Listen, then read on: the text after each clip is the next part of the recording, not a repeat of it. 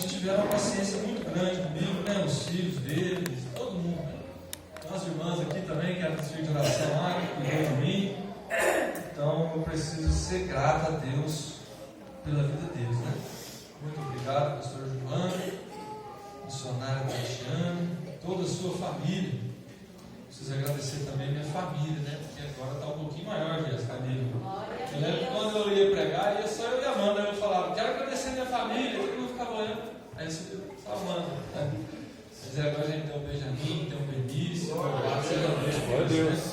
Uma verdade, irmão, é que existe família sem ministério, mas não existe ministério sem família, né?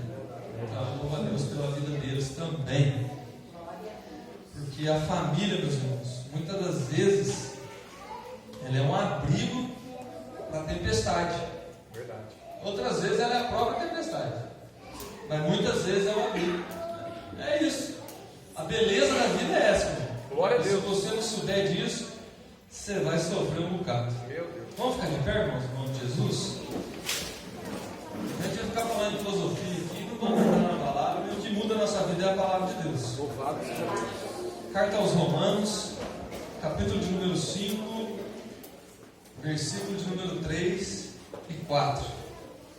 Quero louvar a Deus aqui pela vida missionária também, que passou por uma fase muito difícil, mas louvado seja Deus que restaurou, né? A saúde, o vigor, a graça.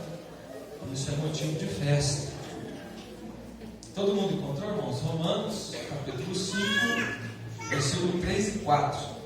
Se você não encontrou, você pode acompanhar no telão. Diz assim, Romanos 5, 3 e 4.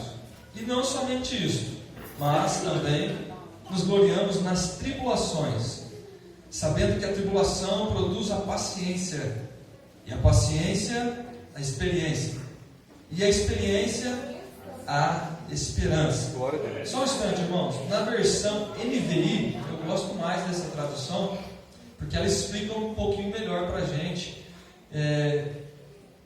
de uma outra maneira. Romanos 5, 3 e 4 na versão NVI, que é a nova versão internacional. Não só isso, mas também nos gloriamos nas tribulações, porque sabemos que a tribulação produz perseverança. A perseverança, um caráter aprovado. E o caráter aprovado, a esperança. Vamos orar. Senhor nosso Deus, te louvamos, te agradecemos, bendizemos o teu santo nome, ó Pai. Quero te pedir que a tua palavra, Senhor, atinja o alvo nessa noite e confirma os sinais, ó Pai. Em nome de Jesus. Amém. Os irmãos podem se assentar. Meus irmãos, o autor desta carta, como nós já sabemos, é o nosso irmão apóstolo Paulo, né? Essa carta aqui, chamada Carta aos Romanos, é a carta mais longa que o apóstolo escreve. É a maior carta dentre todas que ele já escreveu. Essa carta, além de ser grande, ela também é a mais teológica, é a mais influente. Talvez seja por essa razão que decidiram colocá-la em primeiro lugar dentre as cartas que o apóstolo escreveu. Quando Paulo escreve esta carta aos irmãos de Roma, ele queria que a igreja de Roma se tornasse uma base para que ele pudesse chegar até a Espanha. Porém, essa igreja estava dividida e precisava unificar-se. Essa carta aqui aos Romanos também é considerada a mais completa explicação do Evangelho. Existe um grande problema, meus irmãos, dos preguiçosos, né? Que eles não gostam de estudar os Evangelhos, porque o Evangelho não foi só uma pessoa que escreveu. Quantas pessoas escreveram o Evangelho, irmãos? 4, né? Nós temos lá Mateus, Marcos, Lucas e João. Cada um teve uma perspectiva. Aí você olha, mas ali tá, um fala uma coisa, o outro não fala outra. Isso exige de nós esforço para nós entendermos o que está escrito ali, o que está acontecendo. Aí se você pegar aqui a carta aos Romanos, você já vai entender tudo de uma vez, já é mais fácil. O apóstolo Paulo já fez isso para a gente, né? Então, essa carta aqui era considerada uma explicação, ou a melhor explicação do Evangelho que a gente pode encontrar na Bíblia, você encontra aqui na Carta aos Romanos. Inclusive, Martinho Lutero, ele foi inspirado, meditando, estudando essa Carta aos Romanos, para elaborar as 25 teses. Então, esta carta, ela tem uma responsabilidade, ela tem um compromisso e uma importância na minha vida e na tua vida de suma importância, você não pode deixá-la de lado. Meus irmãos, com base aqui nessa pequena introdução, eu queria dar um tema para esse assunto de hoje, para essa mensagem, que é dando sentido ao sofrimento. Mas eu fiquei o dia inteirinho pensando nisso, irmão. Por que a gente sofre tanto? Por que de tanto sofrimento? Por que é que as pessoas, não vou falar crente, porque faz parte do ser humano. Se você é descendente de Adão, se você nasceu, está vivo, você sofre. Mas tudo fica mais fácil quando eu e você entendemos o porquê do sofrimento. Quando nós damos um sentido para isso, ou por aquilo que você está passando hoje, tribulação, enfermidade, problema financeiro, seja lá qual for o problema que você está enfrentando. Tribulação aqui é tudo isso. E quando eu estava pensando, hoje, eu me lembro que por várias vezes, gente, eu pensei em desistir. Foi nenhuma nem duas, mas não falei para ninguém, só eu e Deus, assim, dizendo: Deus, larga a mão, porque, nossa, muita dificuldade, muita luta, é problema. Quantas vezes pensei em desistir? E você que está aqui também deve ter que pensar. Muitas vezes. Mas você sabe o que é o mais lindo de tudo isso, irmão? Que quando você dobra o joelhinho lá de noite, aí você lembra: ó, hoje morreu um e eu estou vivo.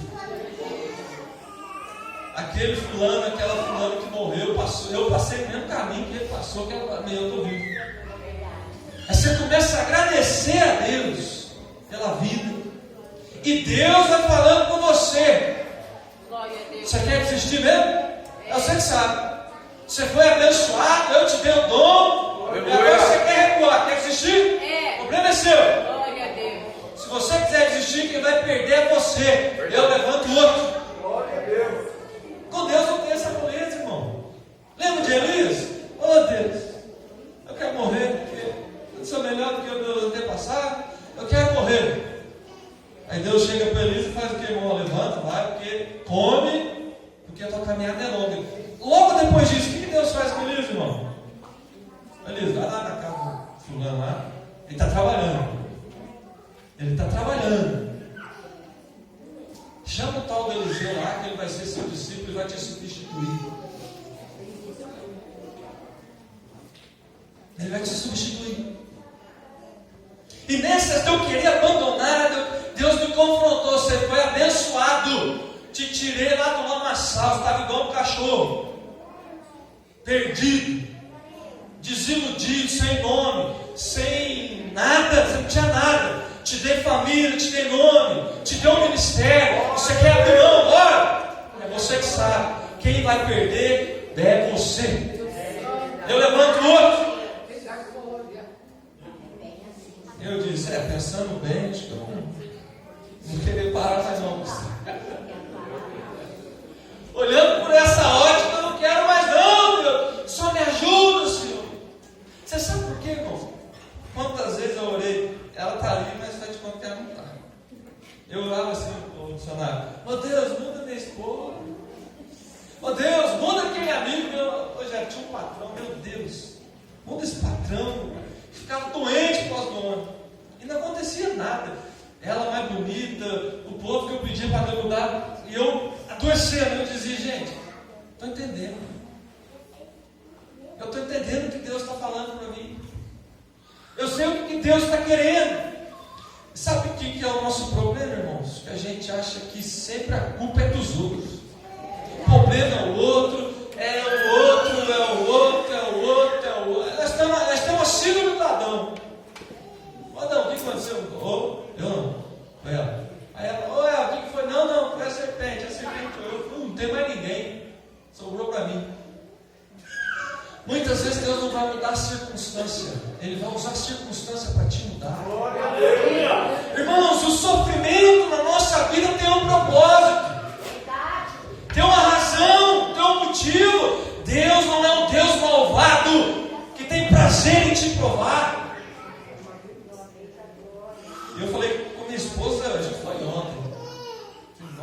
parece que as coisas estão caminhando muito fácil. Está estranho. Porque não é fácil desse jeito. Nunca foi.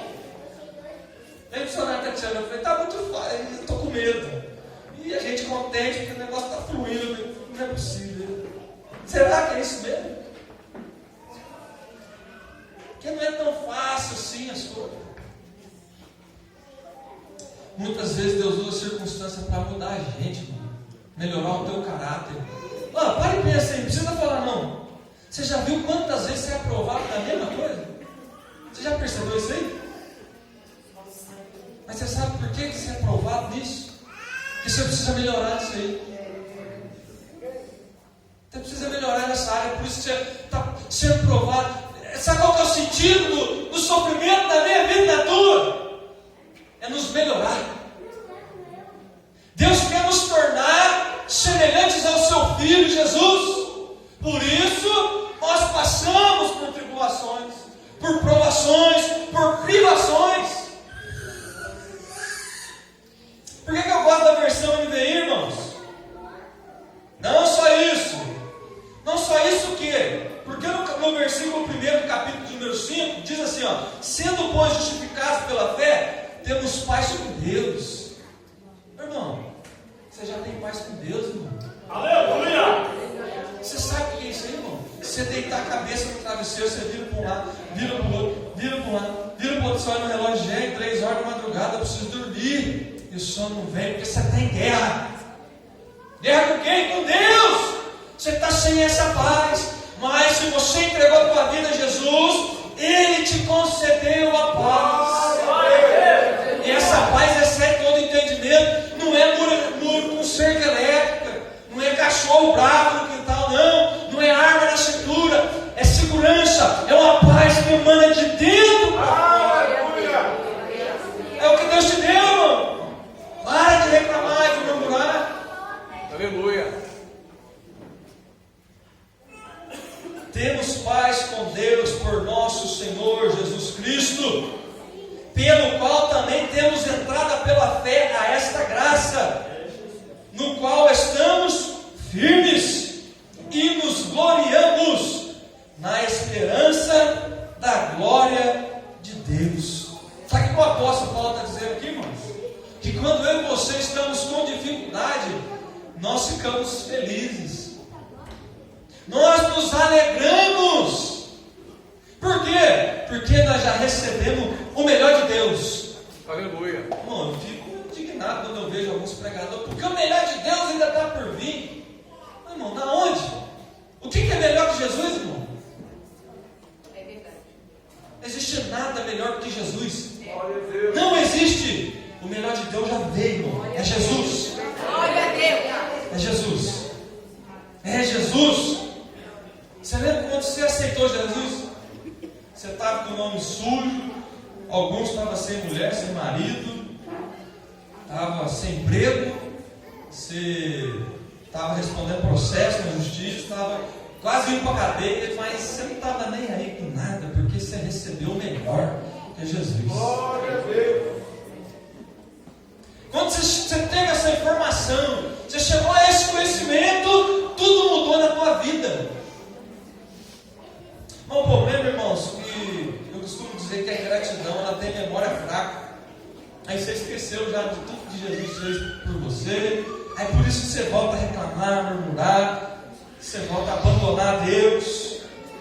Aí ele entra no capítulo 5, versículo 3. Não somente isso, mas nos gloriamos na tribulação, sabendo que a tribulação produz a paciência. Você já viu gente dizer assim, não ora a Deus pedindo paciência, que vai vir tribulação. Faz sentido? Faz. Mas o texto não está dizendo isso. O texto está dizendo que a tribulação produz paciência. Você pedindo ou não, irmão, você vai ter tribulação na sua vida.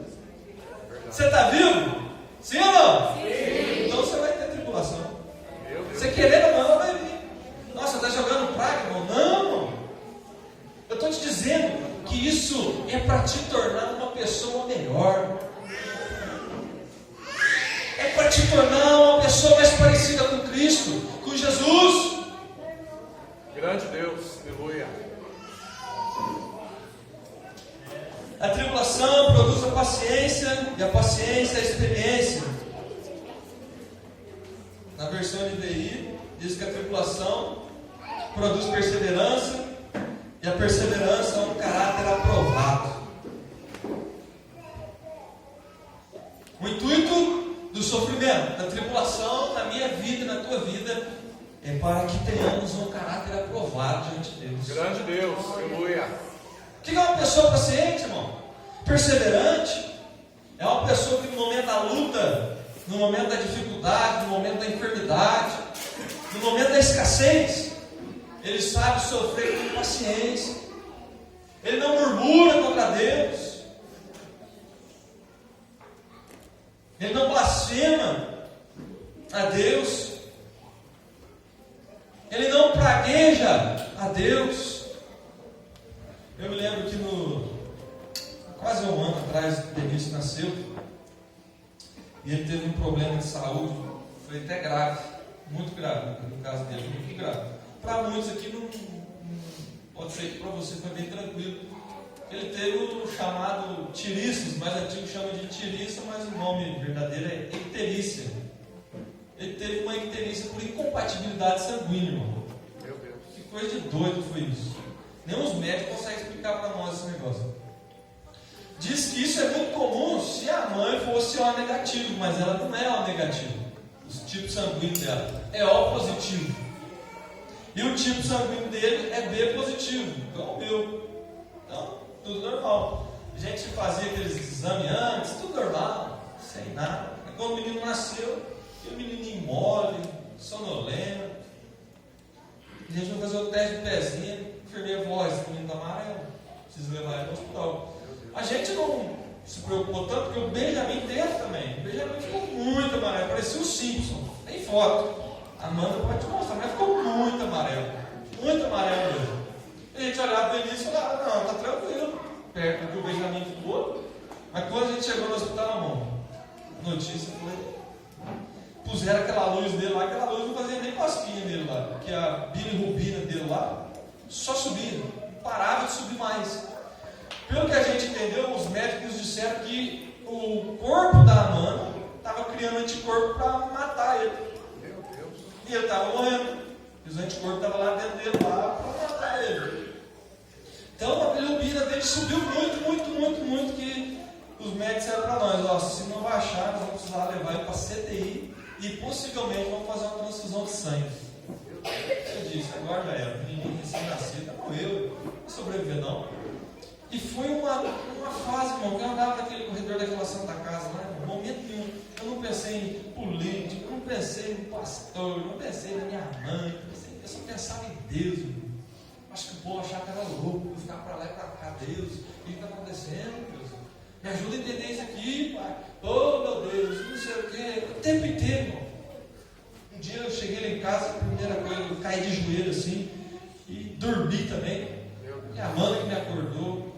Não tinha vontade de comer, não tinha vontade de nada, irmão. Trabalhar, vai trabalhar que jeito, ficar pensando aqui, menino, meu Deus, eu vou morrer. Tiver que fazer transfusão, esse menino vai aguentar, meu Deus do céu, tem misericórdia, tem compaixão, Deus. Porque tem um louvor, irmão, acho que é do J. Neto, não sou muito bom com música, mas ele diz assim, ó: pensando bem, só a presença de Jesus na minha vida justifica tanta coisa sem saída. Mas estava sem saída, irmão. Eu olhava e falava: deve ser Deus aqui. Eu só buscava Deus, Deus, me ajuda. Tem uns irmãos aí que são crentes demais, irmão, que não questionam Deus, não perguntam, adora Deus normalmente. Bom, mas eu não estou nesse nível ainda não, vocês me perdoam. Eu perguntava para Deus: Deus, eu quero saber o porquê disso. Me ajuda, Deus. Esse menininho aí, o que ele fez? Não fez nada. Irmão, sabe qual é a resposta que eu tive? Nenhuma. Meu Deus. A única coisa que eu entendi, irmãos, é que eu precisava orar lá no neonatal da Santa Casa. Cheio de criança lá entubada, mas muito pior que ele. Só que eu, nos primeiros dias, não conseguia nem orar por ele. Eu falava: Deus, como é que eu vou orar pelas crianças tudo, se eu não consigo orar nem pelo meu filho? Que eu olhava para ele, só chorava. e chorava para dentro, porque se ele ouvisse a voz da gente, ele começava a gritar. Então eu fiquei com aquele negócio trancado dentro de mim, e um dos últimos dias que eu estava lá, eu consegui fazer uma oração. Eu falei, Deus, eu quero abençoar esses profissionais que trabalham aqui. Cada criança que está aqui, eu quero abençoar. Pedir que o Senhor possa transformar, libertar. Eu quero ministrar cura sobre a vida dessas crianças. Irmão, nossa, uma coisa de Deus. Um dos últimos dias eu só chorava. E eu sou difícil de chorar. Pergunta para a mãe. É difícil. Eu falo que eu sou ruim quando eu choro. Mas eu chorando assim, pastor, eu ouvi uns pais que eram de visita. Eu sempre chegava primeiro que todo mundo. Porque às vezes a mãe estava lá em casa, aí o pai dela ia levar ela, então como eu já estava para a rua, eu chegava lá. E você pode entrar a qualquer hora, assim, né? Você chegou e falou, cheguei no seu pai, quero ver, eles deixam você ver. Aí eu cheguei e ficava lá assim, olhando, só olhando. Um dia depois de eu ter orado, eu acho, de repente os pais foram chegando ali, e os pais tudo alegres. Os pais das crianças tudo felizes, porque eles não estavam felizes, situação. Mas todo mundo rindo, e eles riam para mim assim. E riam. E eu só chorava, irmão. Gente, eu estou rindo para mim, eu estou desmanchando aqui. Mas eu não estava entendendo o que estava acontecendo. Aí o Benício foi para o quarto. Falou, vamos tirar ele de CTI, vamos levar ele para o quarto. Aplicou um medicamento na veia dele para limpar o sangue. Estava funcionando bem. Irmão, e abaixava de 1 em 1, 2 em 2. Glória a Deus. E aí foi ter alta para resumir depois de 3 meses. Eu falei na sede, acho que foi 6. Mas foi 3 meses, né, mano? 3 meses, depois de 3 meses ele teve alta. Aí, irmão, como eu sou meio. Eu lembro das coisas depois, né? Aí eu perguntei para a enfermeira que cuidou dele lá e tal. Um dia eu falei, cadê aqueles neném que estavam junto com o Benício? Então, aí ainda ou não? Não, foi todo mundo embora. Não tem ninguém. Graças a Deus. Aí eu fui orar e falei, Deus, precisava desse trauma. E eu fiquei traumatizado, irmão. Tem um filósofo aí que diz que a melhor maneira da gente aprender algo é através do trauma. E eu tenho que concordar com ele. Porque toda vez que eu passo na Santa Casa, Deus, eu abençoo os profissionais, abençoo o neonatal, essas crianças, eu abençoo aquele lugar. E eu entendi que eu precisava passar lá, irmão. Quando a gente chegou para os médicos, ó, aconteceu isso aqui com essa criança. Não. Aconteceu isso aqui. Não tem jeito. Eu nunca vi um caso desse. A médica disse. Eu não conheço um caso desse. Quem é que explica isso, irmão? A presença de Jesus na nossa vida. Glória a Deus. É o Senhor querendo me tornar mais paciente. Verdade. Num dos momentos lá que eles dobram a mão da criancinha assim, e apertam para enfiar a agulha. Eu segurava o bracinho dele assim, irmão. Eu sentia a agulha dentro do braço dele assim. Eu falei, meu Deus do céu. É Jesus, irmão, te aperfeiçoando. É Deus te experimentando. A azeitona, irmão, você extraiu o azeite, ela é espremida, amassa ela. A uva, para você usar daquele fruto do suco, você precisa espremer. Da mesma maneira somos nós, irmão. Quando eu e você somos espremidos pelo Senhor, provados, então somos aperfeiçoados. Mas não somente isso. Depois de saber que o motivo pelo qual nós somos provados é para que a gente tenha um caráter aprovado, o apóstolo continua. Porque Cristo, estando nós ainda fracos, olha aí qual que eram as suas qualidades. A primeira, fraco. Morreu a seu tempo por quem? Pelos ímpios. Segunda qualidade que a gente tinha. Primeiro fraco, depois ímpio. Porque apenas alguém morrerá por um justo. De Paulo está dizendo o seguinte, ó, pode ser que se existir um justo, porque não existe nenhum justo, né? Se existisse algum justo nessa terra, pode ser que alguém tivesse a audácia de morrer por ele. Pois poderá ser que pelo bom, pessoa boa, caridosa, de boas obras, que ajuda os outros, pode ser que por uma dessas pessoas Mas Deus, o teu Pai, meu Pai, que não me abandonou naqueles dias da CTI, que não abandonou o missionário, pastor Giovanni, Glória a Deus. você que está aqui, que nunca te abandonou, Glória a Deus. Ele prova o seu amor Seja para Deus. conosco, para comigo e para com você, em que Cristo morreu por nós, sendo nós ainda pecadores. Olha aí a terceira qualidade sua, pecador. É por isso que eu digo, irmão, não fica esperando o melhor de Deus não, porque o melhor dele já veio. Glória a Deus. É Jesus. Viu? Você não pode ter casa, você não pode ter carro, você não pode ter muito dinheiro, você não pode ter saúde boa, porque a maior prova de amor de Deus para você é Ele entregar o seu filho. Está escrito, irmão. Deus prova o seu amor em que Cristo morreu por nós. A maior prova que nós temos de amor é Jesus na cruz, irmão. Quando você estiver meio carente, irmão, olha para a cruz. Saiba que lá Deus provou o seu amor por você. Glória a Deus. Logo, muito mais agora, sendo justificados pelo seu sangue, seremos salvos por Ele, ou seremos por Ele salvos da ira. Já mais volta no final, nesse negócio da ira aqui.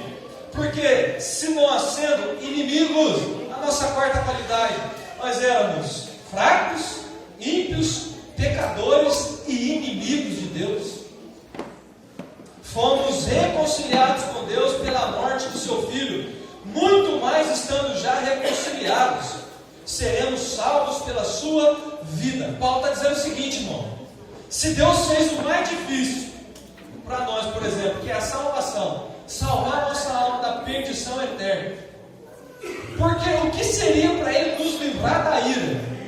Eu já estou indo finalmente. O que é essa ira aqui, irmão?